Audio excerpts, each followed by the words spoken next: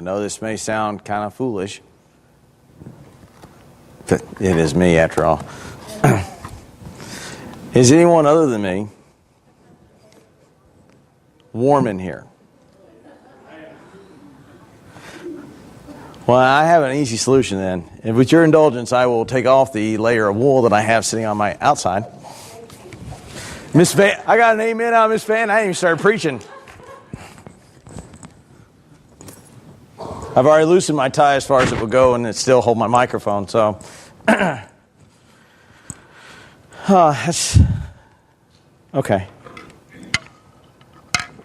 If you will indulge me for another moment. Look at VBS this week.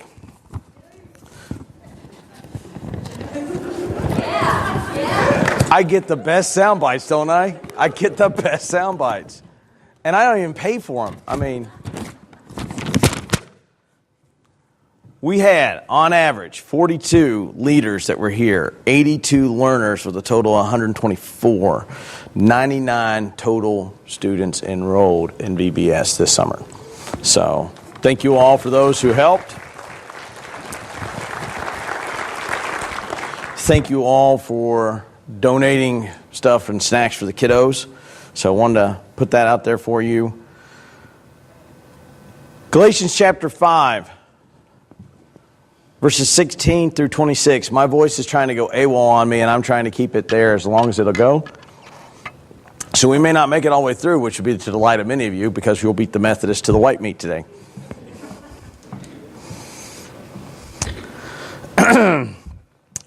Galatians chapter 5, verse 15. Look at it this way, folks. There's only one more chapter left to go, and I can only break it down so long.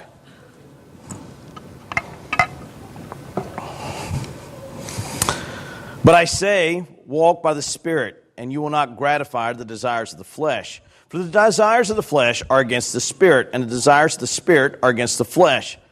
For these are in opposition to each other, to keep you from doing the things you want to do. But if you are led by the Spirit, then you are not under the law. For the works of the flesh are evident: sexual immorality, impurity, sensuality, idolatry, sorcery, enmity, strife, jealousy, fits of anger, rivalries, dissensions, divisions, envy, drunkenness, orgies, and things like these. I warn you, as I warned you before, that those who do such things will not inherit the kingdom of God. But the fruit of the Spirit is love, joy, peace, patience, kindness, goodness, faithfulness, gentleness, and self-control. And against these things there is no law.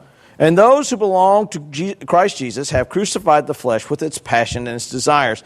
If we live by the Spirit, let us also keep in step with the Spirit. Do not let us become conceited, provoking one another, and envying one another. All right, pick it up here, chapter 5. As I take another sip.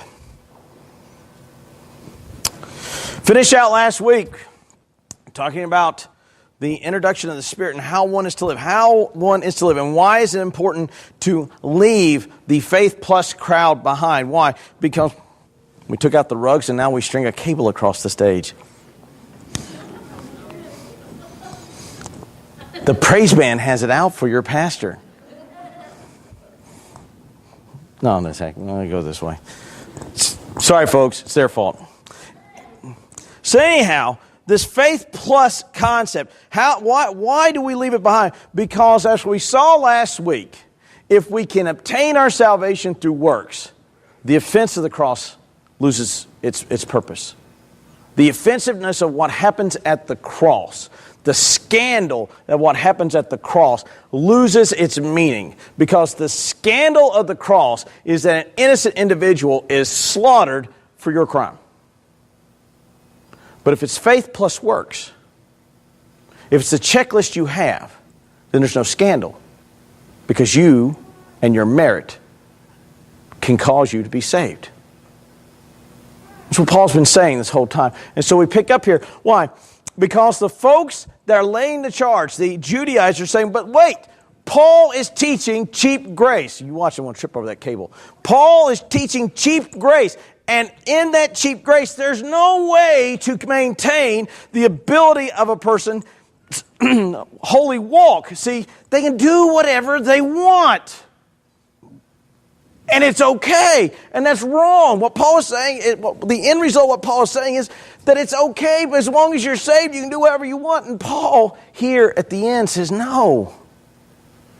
Just because there is not a checklist and law to be observed, there are things that we will see that are spirit-driven and things that we know that are flesh-driven. And this is how the believer is to live. Not by a set of rules, not by a checklist, but by whether they're walking in the Spirit or walking in the flesh. Pick up here. As I take another drink. But I say, walk in the Spirit, and you will not gratify the desires of the flesh. If you're in the Spirit, you are not going to be pulled towards the things of the flesh. Now, why? Because the desires of the flesh are against the Spirit. These things are in opposition to one another. In our culture today, especially with a lot of millennials, contradictions aren't a problem. I've had conversations with individuals that have held to two opposite views and cannot see that they are not coherent. I just choose to believe that. You believe something that is inconsistent. Well, that's okay. Folks, something cannot be one thing and yet still be another thing in its total opposition to it. It cannot be both sunny and midnight pitch black here. Now, Alaska, I got it. Alaska's a different animal. We're in Texas. It cannot be bright sun at midnight here in the state of Texas and pitch black at midnight at the same time here in the state of Texas. Those two are in opposition to each other. I cannot claim that I'm 115 pounds while yet still loading around another 100 pounds at the same time. Well, I could claim it, but it's a contradiction, is it not? I cannot claim to be walking by the Spirit, and yet my life lives absolutely, totally within the flesh. Well, now, how do you distinguish the things of the flesh? What makes the distinction between fleshly things and spiritual things? Well, Paul tells you. The great thing about Paul is he will tell you what you should be doing and then tell you and give you examples of what those things are not to be. For those things are in opposition, and they keep you from doing the thing you want to do. Verse 19, now the works of the flesh are evident. Sexual immorality, impurity, sensuality. Those first three kind of group together. The NLT, New Living Translation, nails the translation beautifully. Sexual immorality, impure thoughts, and eagerness for lustful pleasure. Immoral sexual behavior, impure thoughts, and a desire to run towards sexual pleasure. So what these three do is cover the action itself. The action itself here, sexual impurity, sexual immorality, is not simply just an adulterous affair. It is an adulterous affair, it is fornication outside of wedlock, and it is homosexual activity. All those are wrapped up in sexual immorality. Those are the actions. The deeds of the flesh are individuals that rush towards any one of those and desire to commit them. And then have the thought to go behind it and say, well, Pastor, I don't have an affair. That's true. But I have watched many a man do this.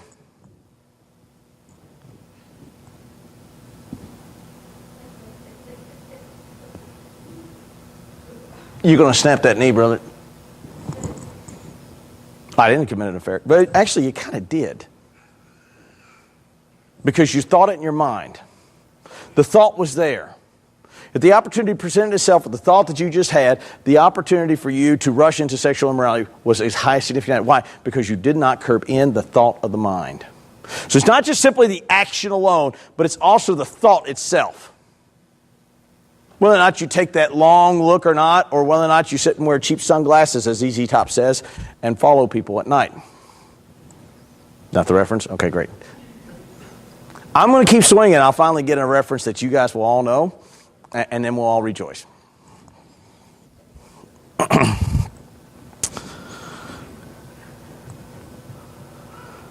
Sensuality, or the text says lust for pleasure. Not simply the action itself, not simply the act itself, not simply the thought, but now the desirous action to commit the deed. That's walking by the flesh. See, Paul is saying, look, this isn't license for you to do these things. Matter of fact, that's what Paul said last week in the first part of chapter 15. Do not use your liberty for license. This is not something that you do for license. It simply is not, well, I didn't have a sexual relationship with this individual. Great. Did you look longer than you should have? Yes. Pow. Guilty. When no one's around, do you have the thoughts about other things and other than your wife? Yes. Pow. Guilty. That's the deeds of the flesh. Not simply the outward actions, but the inward actions as well. Walk by the Spirit, not by the flesh. These are the deeds of the flesh. Now check out what else he says.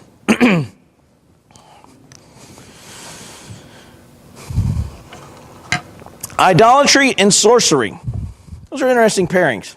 Idolatry and sorcery. Idolatry is when we worship the created instead of the creator. Sorcery is when we begin to look for things where we get the supernatural power that does not come from the one true God. It is witchcraft. It is divination. So what it is these two are lumped as, I worship created things. I make incantations with those created things. I seek power from those. I know you're going to get tired of hearing about the kid that prayed to his one God, but it still fascinates me to this day. When I was in basic training, this kid wanted to make a sacrifice to this God, and I don't know what the God's name was, but after he said, I want to make a sacrifice to my God, I started wondering about whether or not we needed to go to a fried chicken place and get some chickens or whatever. And what he wanted to do was take a grape and some olives and some leaves and his letter and a feather and bundle it all up and set it on fire. Because he wanted to pass his PT test. All those things are created items. They're the created. And he's worshiping those in this deity that's a created deity. While a man of God is in front of you saying, brother, you really don't need to do all that. If you just work hard and, do you really feel that this is the right path for you? Oh, I used to be a Christian, but I gave it up because this is so much more powerful. Oh, it is it? When he failed his PT test, I wanted to go back and go, how did it go then? But I chose not to because I didn't want to be that guy. We all said it later with the drill. No, I'm kidding. We worship the created thing. So the deeds of the flesh take the things of God, perverts them, and worship those things. Then seeks the power from some other entity other than God himself. And we talked about this in Sunday school class. How, man, we love movies where, oh, man, if I could just have lightning come out of my fingertips, some of you would be awake.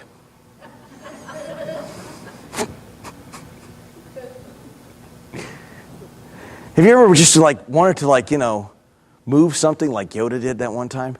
Yoda, it's just too big, Master Yoda. Oh yeah, watch this. My wife parked in front of me. Watch this. I'm going to move the house and then the van and put it all back and no one's know this is good. Pow. Right? Wouldn't it be awesome? We gravitate towards those things, but those are things of the supernatural that come from the devil. The works of the flesh. Worship the created things, not the Creator. Seek their power and their ability to obtain power through the means of the devil instead of the Creator. See, Paul is making the distinction that it is simply not just open license. I can do as I will. I can do as I want. I can live as I want. I can worship how I want. I can seek power from what I want. Paul is going to make this quite clear that this is not the case. Which is why there isn't a need for a checklist to be there.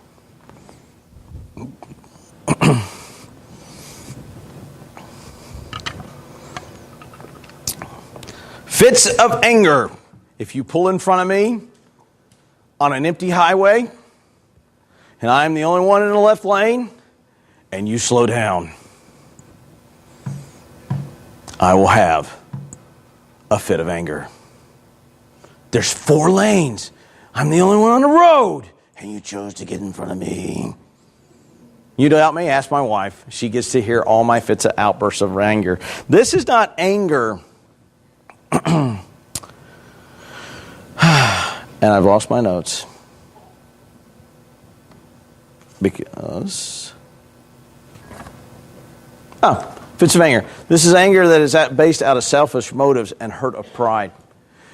The opportunity that has arisen for you, and all of a sudden something is keeping you from getting what you want. How many of you have ever had that opportunity to get what you want and something has gotten in the way? And when it gets in the way, you go, oh, I'm so glad you've gotten my way. I've had bosses that told me what they think of me when I got in their way, and it wasn't really pretty conversation. These are the works of the flesh. Let's go back and look. I skipped over 2, didn't I? Skipped over 3. Enmity, strife, jealousy.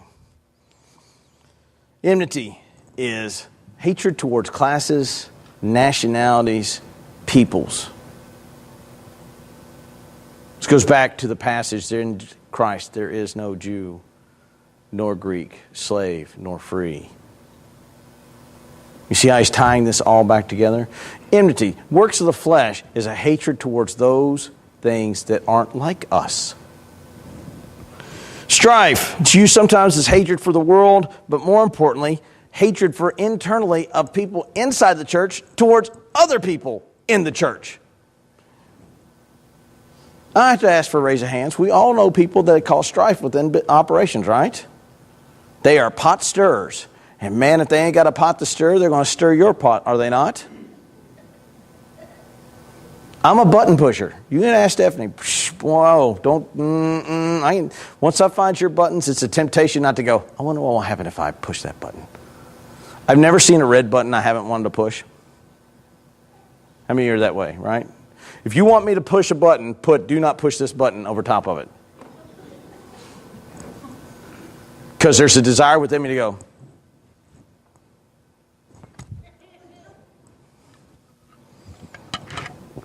jealousy, seeking others, seeing that others have things, and creating strife because you do not have them. It's kind of what the Judaizers are doing at this point. The works of the flesh, notice what happens. The works of the flesh are self-seeking, self-serving, self-motivated actions. Divisions, rivalries, and dissensions.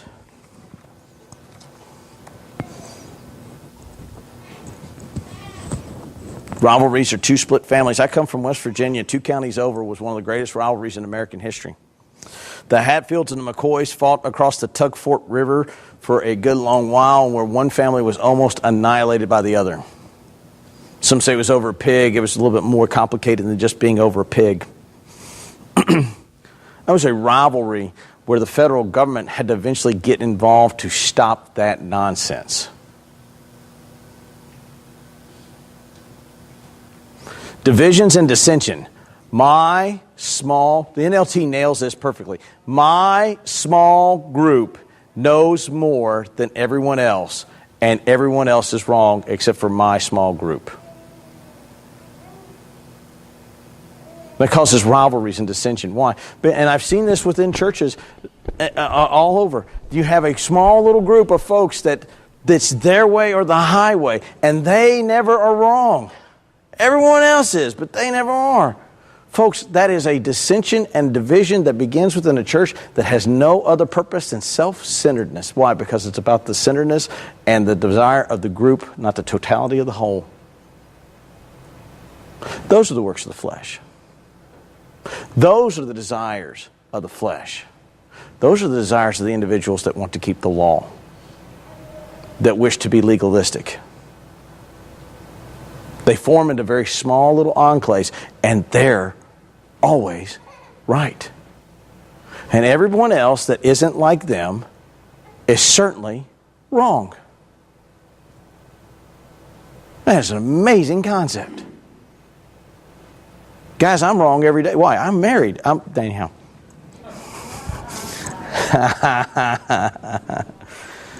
You know the old statement, if a man's alone in the woods, is he still wrong?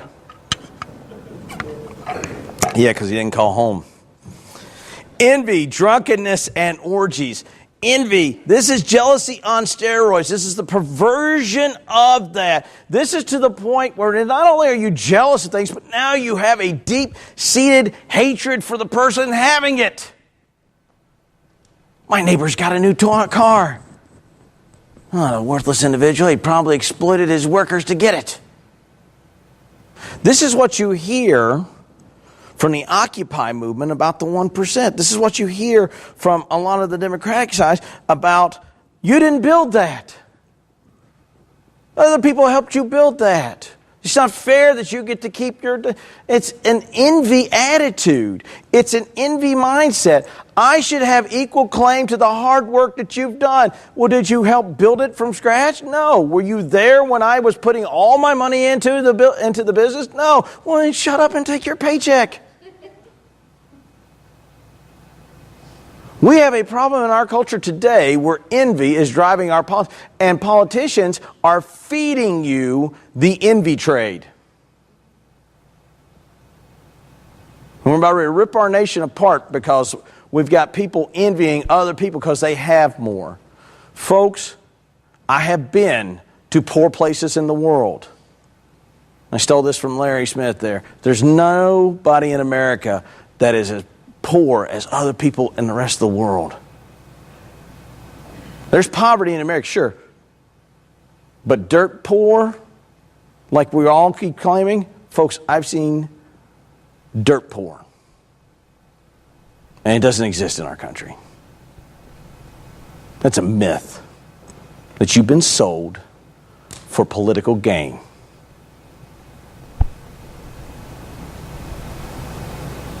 Out of the business of causing envy. Drunkenness and orgies. Notice it didn't say drinking and sex. Why? Because drunkenness or orgies are the perversion of those behaviors. Now, don't say, Pastor said I can go drink. Didn't say that. No, didn't say that. We've had this discussion before. But notice what it is. It's not simply just the drinking. It's not simply just a proper sexual relationship in the bounds of marriage. It's the perversion of both of those. It is the state in which you seek alcohol for its sole purpose of self-pleasure. You seek sexual activity simply for the sole purpose of self-pleasure, whether it be with two individuals or however many you want to add to that equation. It is the perversion of a natural action. Those are the deeds of the flesh. The argumentation that the Judaizers used, well, somebody could go and get drunk and there would be nobody to stop them. Paul right here says drunkenness is not allowed by walking by the Spirit. Paul says orgies are not allowed by walking by the Spirit. The marriage must be maintained, though he doesn't specifically state it here, between the proper union. Peter says it over in 1 Peter, I believe.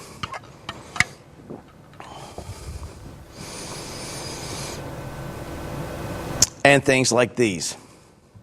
I warn you, as I warned you before, that those who do such things do not inherit the kingdom of God. Just like last week, if you opt for law, Christ's death has no purpose for you. If you opt for sacerdotalism, Christ's death has no avail for you. Why? Because you've opted for a religion of works-based theology. You can't marry faith and works together and end up with Jesus Christ. You end up outside the bonds of Jesus Christ. Christ's death is of no value to you. Same thing. If you practice the deeds of the flesh and are openly engaged in them and involved in them and unrepentant in them, Christ's death is of no value to you. Why? Because you have picked a means of salvation by self-gratification. Paul draws a very narrow road to salvation. Matthew makes it clear that salvation is a very narrow gate and a very narrow path. One of the reasons why our nation is in the shape that it is today is we have broadly defined how a person can become saved. Well, Jesus doesn't matter if you don't fully believe in Him as God, just as long as you believe in Jesus. Believe in Jesus the way the Mormons believe in Jesus? No, I'm sorry, that's heretical. And you don't believe in the Christ of the Bible. Believe in Jesus the way the Muslims believe in Jesus? No, I'm sorry, that's heretical. You do not believe in the Christ of the Bible. See, it's simply more than just believing in Jesus. It's all about love in everybody. And while love is a great and important aspect, we also serve a holy God. And that holy God has a holy standard that we must attain. And we obtain it through the work of the Son. But we have to accept the Son as the sacrifice for that holy standard alone. Not alone plus the works I do. Not alone plus the prayers I say. Not alone plus the communion I take. Not alone plus the checklist I keep. You want to live the sacerdotal life? Christ's death is no meaning to you. You want to live the legalistic life? Christ's death is no meaning to you. You want to live by the flesh? Christ's death is of no value to you. Period.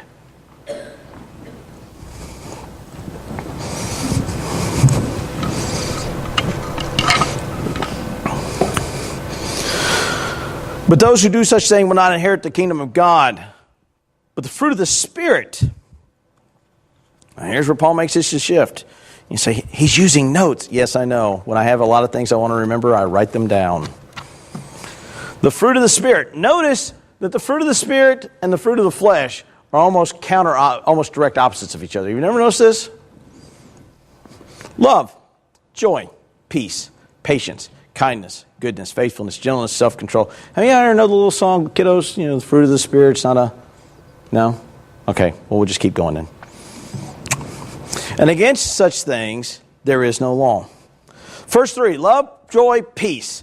And the aspect of the fruit of the Spirit. These are things that must and cannot be obtained or maintained outside of a relationship with God. Love, joy, peace. These are things that come from God and are maintained by a relationship with God. Notice it doesn't say fits of anger, because those come easy, right? Follow me home one day. I think Bob and Carol Williams were following right beside me last Sunday, and I was in the zone. And if someone had pulled out in front of me, they'd have gotten a show. It's funnier when you guys laugh, but anyhow. These are things that are done in the will of God, maintained, and cannot be maintained outside the will of God. This isn't love as in, I just love everybody. The universal ecumenical kind of love that loves folks. This is love for one's fellow man in regard to his state and lowly estate. Not I just love everybody, but I love individuals because I serve a holy God and I have a holy standard by which I must live, and I want people to know about this God. And I love you enough to tell you the truth even though you may not like it. And I love you enough to stand firm against what you do, even though you may be wrong. Just like as a parent, you love your child enough to discipline them when they are wrong and hold them when they are correct.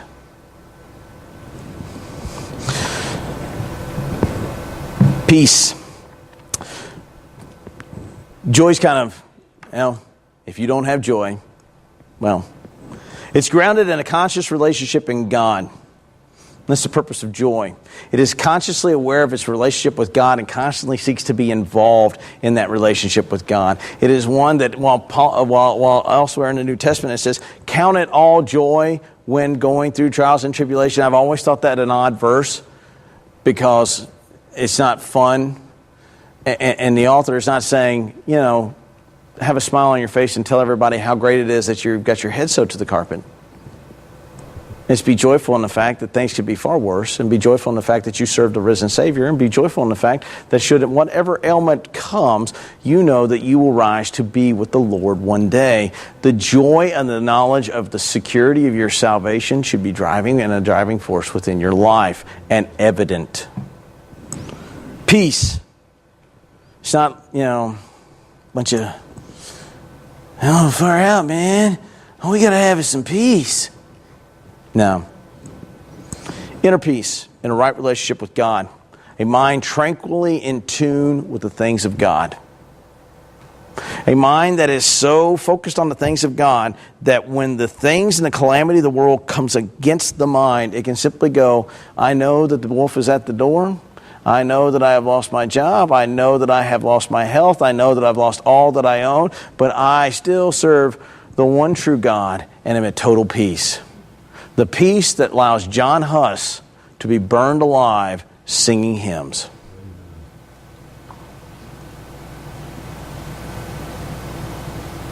That's the work of the Spirit. That's walking by the Spirit. That's a life in the Spirit.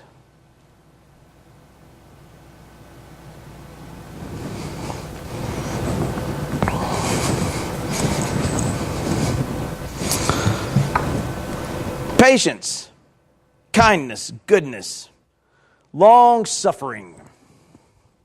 Another way for putting patience. Long-suffering, a person that suffers long with another person. My wife, bless her heart, is a long-suffering woman. She is married, well, to me. And that's about as far as I'm going to go with that. It takes a lot to put up with a person like me, and she does a great job of being very long-suffering, although there are times secretly she has stood over me with her pillow rehearsing her 911 call. Long-suffering. Kindness. If you do not understand the concept of kindness, well, maybe you should start walking by the Spirit. When I was in an inner city youth program, I also ran the benevolence ministry. When you run benevolence ministries, you must be prepared to be cheated. It just comes with the territory. If you do not like being cheated running benevolence ministries, get out of being a benevolence ministry. Because someone is always going to scam you. As good as you get, someone is always going to get the upper hand, and whatever you do to help them, they're going to go and sell it or whatever, and they're going to get what they want eventually.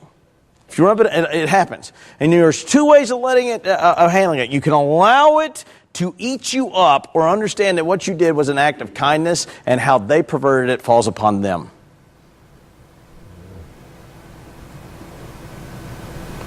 Bestowing to an individual an act for no other reason than the fact that you wish to do it, and there's no strings attached to it, to help and enable them to their betterment. Period. I gave money to the guy standing on the side of the road, and I know he was probably going to go buy a beer with it, but still. Not that I did that, but the analogy. I fed a homeless person, even though I know that no matter how much time I put into them, they're not going to make a choice for anything other than where they're at. Still does not negate the act of kindness.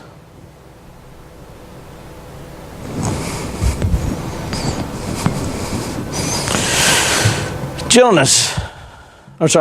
Patience, goodness. Goodness. Ever been asked, how are you doing today? And everybody says, I'm good. How many of y'all answer it with, I'm good? You should be answering it with the statement, I am well. Good is a declaration of moral being. Well is a statement of health. How are you today? I am good. Oh, you are a morally good agent? Because that's exactly what you just said. Goodness. That of being a morally good agent. I am a good man does not mean I am in good health. It means that I have made an assertion about my morality. I am a well man means that I am healthy, which by the sound of my voice you know very well is not being a good man.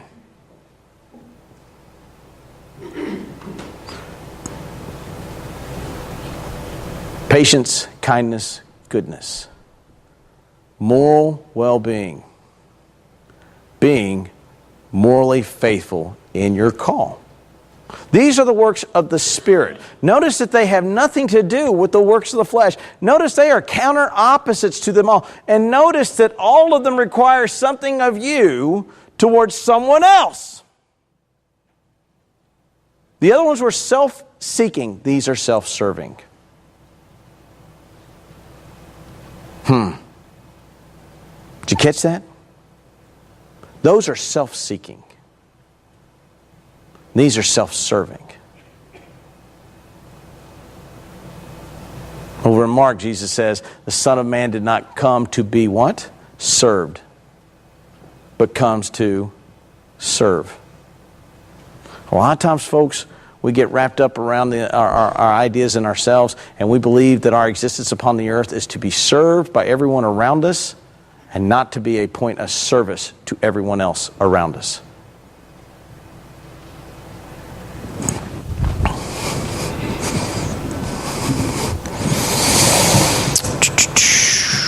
Faithfulness, gentleness, self-control. Trustworthiness, fidelity in relationships to other. The work of the Spirit should make you a trustworthy person to where you need not to sign a contract,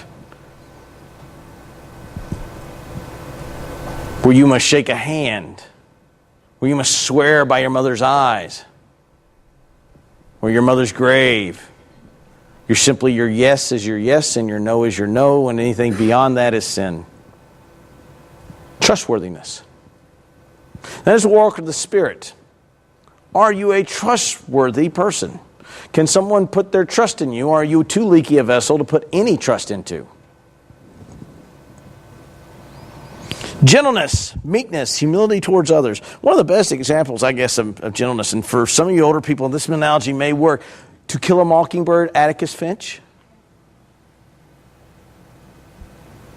We all know very early on that Atticus Finch could blow a hole in you a mile away because he shoots the rabid dog.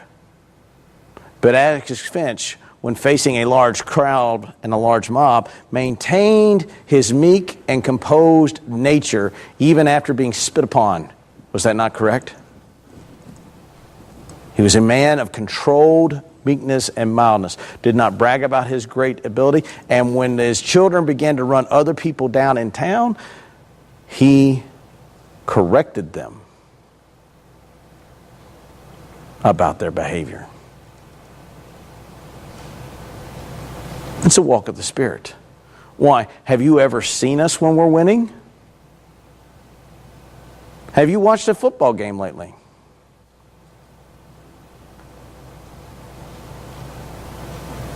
Most of the guys on those teams brag about their what? Their own ability. If it wasn't for them, they didn't need the other 10 guys on the field. All they needed was themselves. Right? Meekness. Self-control. Notice the self-control comes last. Envy, drunkenness, and orgies come last in the other one. Self-controlled. The ability to maintain oneself and to rein in the desires of the heart. So there is no need for us to keep a set of rules. These rules right there, these statements right here, these things about the Spirit right there are hard enough to live than any list you could ever conjure in your mind.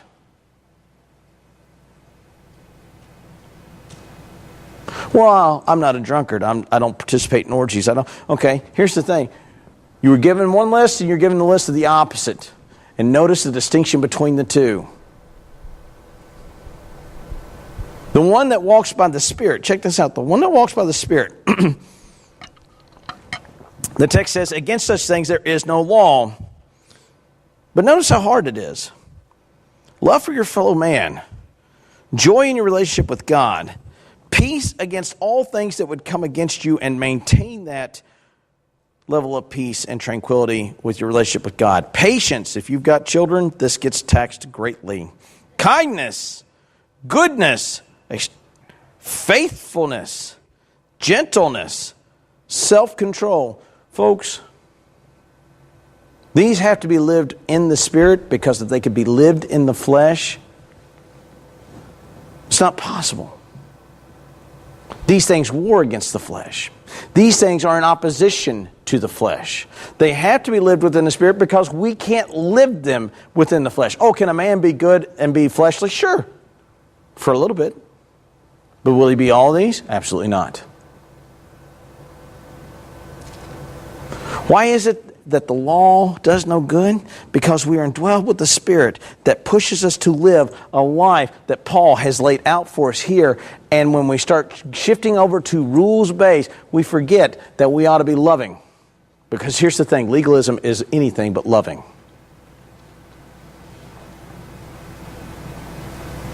Patience.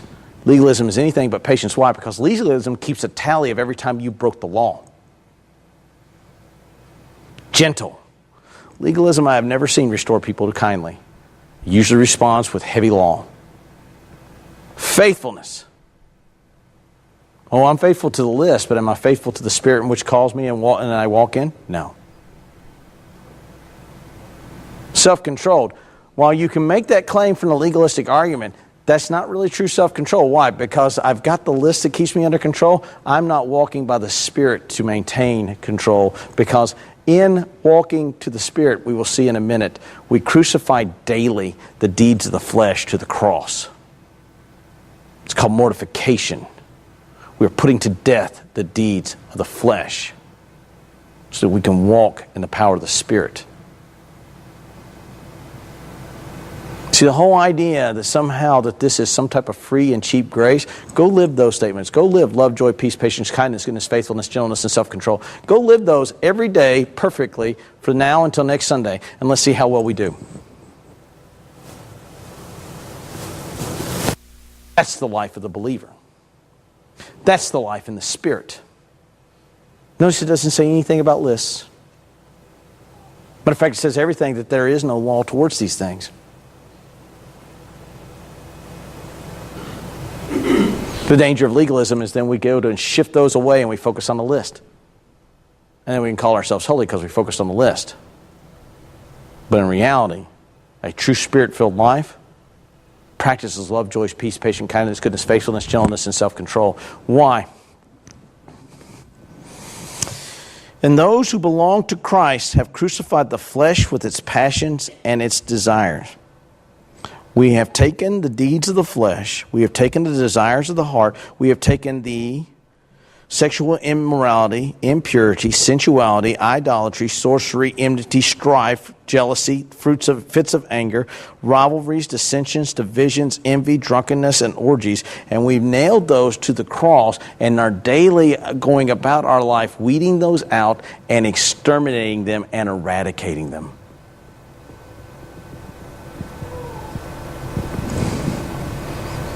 Let us not become conceited and provoking one another and envying one another. This goes all the way back up to verse 15. But if you bite and devour one another, watch out that you are not consumed by one another. They're kind of bookending. See, when we walk by the Spirit, if you were to see me walk out of specs, your response should be, oh.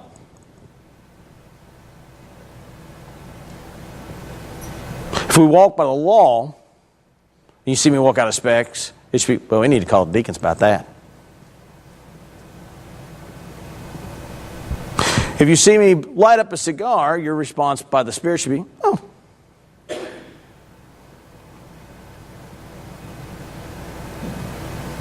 See, because under one, we utilize what we see as a means of judgment of a behavior that may or may not indicate another issue. Under the other, through the Spirit, we recognize that we ourselves have problems enough living the life of the Spirit, and our reaction shouldn't be judgment and law.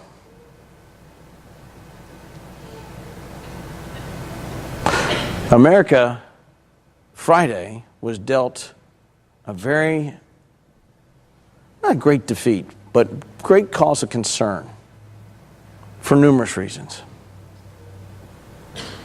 And many churches have been focused more upon what their members are doing in and out of their life on Sundays than whether or not we've allowed our nation to slide into moral decay. We are more concerned about consuming and devouring one another and causing envy and strife amongst one another than we are at the fact that we are a united force for God and have an opportunity and an obligation to take the message within the world, because we're more consumed about what someone else is doing than whether or not we are focused on the principles and properties of God. You cannot be in your neighbor's business all of the time and not expect the world to pass you by. The walk of the believer is the walk of the Spirit, which is the walk of love, joy, peace, patience, kindness, goodness, faithfulness, gentleness, self-control. Nothing about a list, nothing about rules, nothing about prayers, nothing about sacerdotalism where I have communion, nothing about I get to go to heaven because I die. None of those things are walking by the Spirit.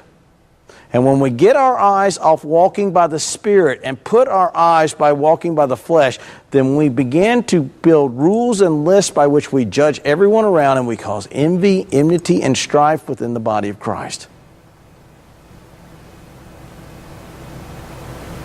Where's our focus today? As a church, where is our focus? As a church universal, where's its focus? Is its focus on, oh wow, the sky is falling because this bad calamity has happened on Friday? Or is it we as a nation have been consumed with the things that are not of God and need to return to those things and live a life walking through the Spirit?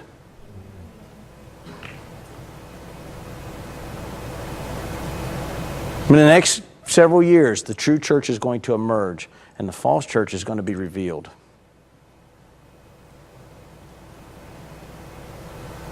Are you walking by the Spirit? It is a hard road. I will tell you as your pastor, I do not knock it out of the park on any day. It is an extremely hard road. But it is a road that every day, after every failure, you get up and ask for forgiveness and you drive forward down the road of walking in the Spirit. Why? Because that is the mark of a true believer. That is the mark of an individual that recognizes that they are called by Jesus Christ and are delivered from their sin by His death and desire a proper relationship with Him and really focuses on their sin first.